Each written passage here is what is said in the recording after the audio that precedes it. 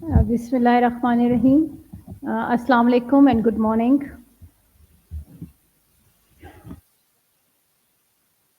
Foreign Minister Jalil Abbas Gilani is in Belgium to attend the third EU Indo-Pacific Ministerial Forum. Yesterday, the Foreign Minister held bilateral meetings with a number of European Union officials, including the Secretary General of the European External Action Service, the Commissioner for Climate Action, the Chair of European Parliament Delegation for Relations with Countries of South Asia. The discussions focused on cooperation between Pakistan and the European Union in trade, investment, digital technology, climate action, health, and connectivity. The Foreign Minister will hold further bilateral meetings with EU officials and ministers of other participating countries over the next few days. Tomorrow, the Foreign Minister will participate in the plenary session of the Indo-Pacific Ministerial Forum. He will also participate in a roundtable session on economic resilience and investment to underscore investment opportunities for foreign investors in Pakistan. At the forum, the Foreign Minister will call for an equitable international economic order and cooperation to stimulate inclusive growth and bolstering economic resilience of developing countries. He will address Pakistan's commitment to sustainable economic development, reducing carbon footprint, and enhancing climate resilience. He will reaffirm Pakistan's commitment to building a robust and resilient economy and outline Pakistan's vision of long-term partnership with the European Union by introducing new strands of cooperation. Foreign Minister of the Islamic Republic of Iran, Hussein Amir Abdullahian, visited Pakistan on 29th of January at the invitation of the Foreign Minister of Pakistan. He held in-depth meetings with Foreign Minister Jalil Abbas Gilani and met with Prime Minister Anwarul Haq Kakar and the Chief of Army Staff. This was an important visit where the two sides reaffirmed their long-term commitment to bilateral relations. The two sides underlined the imperative for collective and collaborative approaches to confront terrorism, which is a common challenge to both Pakistan and Iran. We agreed to further strengthen institutional mechanisms on security cooperation and to immediately appoint liaison officers in Turbat and Zahedan.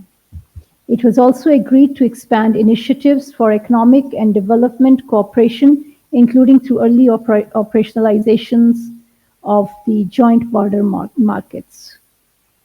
Another significant understanding was the establishment of a joint coordination mechanism at the level of foreign ministers to oversee and steer progress on common agenda for prosperity and development.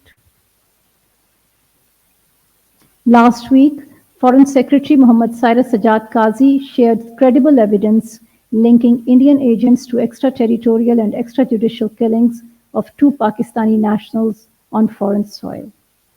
These cases have exposed the increasing sophistication and brazenness of Indian-sponsored terrorist acts inside Pakistan, with striking similarities with the pattern observed in other countries, including Canada and the United States. India's assassination of Pakistani nationals on Pakistani soil is a clear violation of Pakistan's sovereignty and a breach of the UN Charter. It is critical to bring to justice the perpetrators, facilitators, financiers, and sponsors of these extrajudicial and extraterritorial killings. The Indian network of extrajudicial and extraterritorial killings is now a global phenomenon that needs coordinated international response. And India must be held accountable for its blatant violation of international law. As part of its proactive diplomacy and deepening engagement with small island developing countries, Pakistan has formally established diplomatic relations with Saint Kitts and Nevis in the Caribbean and the Marshall Islands in the Pacific. Pakistan will continue to widen its diplomatic footprint and expand cooperation with countries across the globe. We intend to enhance outreach to small island developing states, which remain important partners for Pakistan at the multilateral level. Over the last 3 years, Pakistan has established diplomatic relations with Palau, Kiribati, and the Dominican Republic as well. Pakistan is deeply concerned about the ongoing oppression of the people of Gaza by the Israeli occupation forces. We strongly condemn Israel's attack inside the Ibn Sina hospital in Jenin.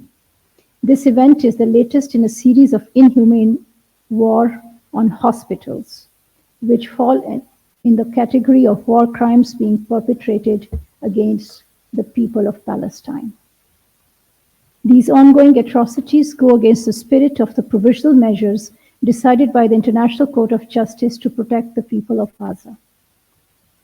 The suspension of funding for the United Nations Relief and Works Agency for Palestine refugees in the Near East, UNRWA, amid the ongoing war and suffering in Gaza also goes against the spirit of the ICJ provisional measures that call for provision of essential services and humanitarian assistance to address the challenging conditions faced by the Palestinians in Gaza.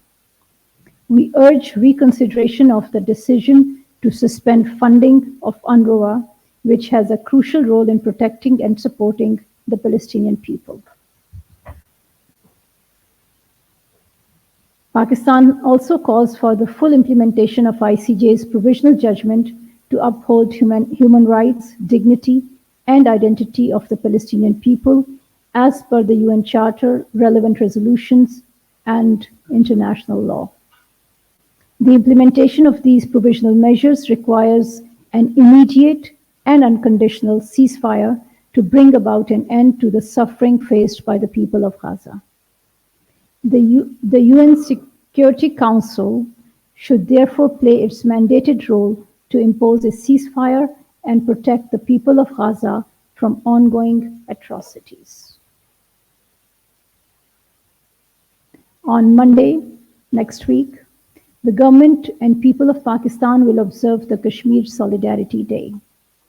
On this day, Pakistanis and Kashmiris around the world reaffirmed their solidarity with the Kashmiri people in their just struggle for realization of their inalienable right to self-determination. In line with the past practice, an elaborate program has been outlined to observe the Kashmir Solidarity Day with traditional zeal and fervor. Pakistan will continue to extend political, diplomatic, and moral support to our Kashmiri brothers and sisters for the just and peaceful settlement of the Jammu and Kashmir dispute in accordance with the UN Security Council resolutions. I thank you.